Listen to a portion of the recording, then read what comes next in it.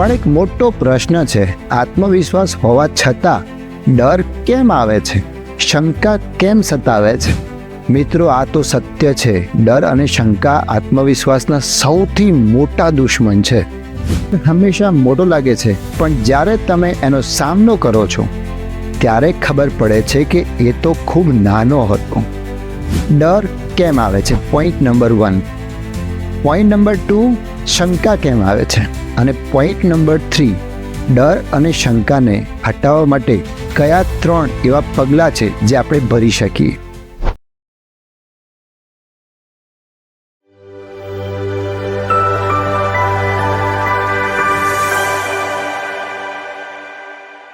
નમસ્કાર મિત્રો, હું છું સિડ અને આપ જોઈ રહ્યા છો ઇવોલ્વ એમ. પાછલા એપિસોડમાં આપણે આત્મવિશ્વાસ વધારવાના 3 સરળ પગલાં શીખ્યા હતા. પણ એક મોટો પ્રશ્ન છે, આત્મવિશ્વાસ હોવા છતાં ડર કેમ આવે છે? શંકા કેમ સતાવે છે? આજે આપણે શોધીશું ડર અને શંકાને કેવી રીતે હરાવી શકાય. એક યુવાન મયંક નોકરીના ઇન્ટરવ્યૂ માટે ગયો. તૈયારી સારી હતી, જ્ઞાન પૂરતું હતું, પણ દરવાજા સામે ઊભો રહ્યો ને ત્યારે એના મનમાં અવાજ આવ્યો, જો હું નિષ્ફળ થઈ જઉં તો, જો એમને ન ગમ્યું તો. આ શંકાએ એનો આત્મવિશ્વાસ તોડી નાખ્યો અને ઇન્ટરવ્યૂ સારી રીતે ન ગયું. મિત્રો, આ તો સત્ય છે. ડર અને શંકા આત્મવિશ્વાસના સૌથી મોટા દુશ્મન છે. પણ સારા સમાચાર એ છે કે દુશ્મનને હરાવવાના રસ્તા પણ આપણા હાથમાં જ છે. મિત્રો, આપણે 3 પોઈન્ટ્સમાં આની ચર્ચા કરીશું. ડર કેમ આવે છે? Point number 1. પોઈન્ટ નંબર 2, શંકા કેમ આવે છે?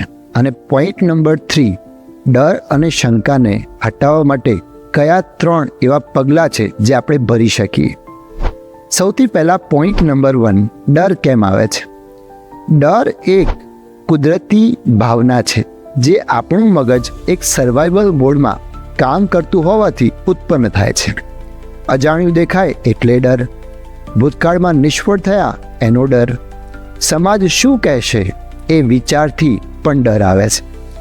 યાદ રાખો, ડર હંમેશા ભવિષ્યમાં શું બનશે એની એક કલ્પના માત્ર છે, એ વર્તમાનમાં છે જ નહીં.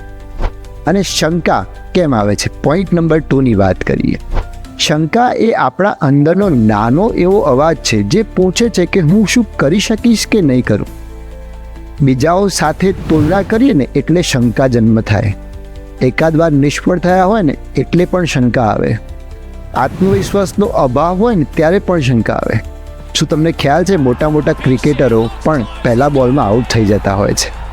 એટલે એકાદ વાર નિષ્ફળ થયાથી અથવા તો 2-3 વાર પણ નિષ્ફળ થયાથી ડરવાની જરૂર નથી અને શંકા તો બિલકુલ લાવી નહીં. ચાલો મિત્રો, ડર અને શંકાને હરાવવાના 3 સ્ટેપ્સ સમજીએ. સૌથી પહેલું step, name it to tame it. તમારા ડરનું નામ લો અને બોલો, હું સ્ટેજ પર બોલવાનો ડર અનુભવી રહ્યો છું. નામ લેશો ત્યારે ડર અડધી તાકાત ગુમાવી દેશે. Step number 2, face it in small steps.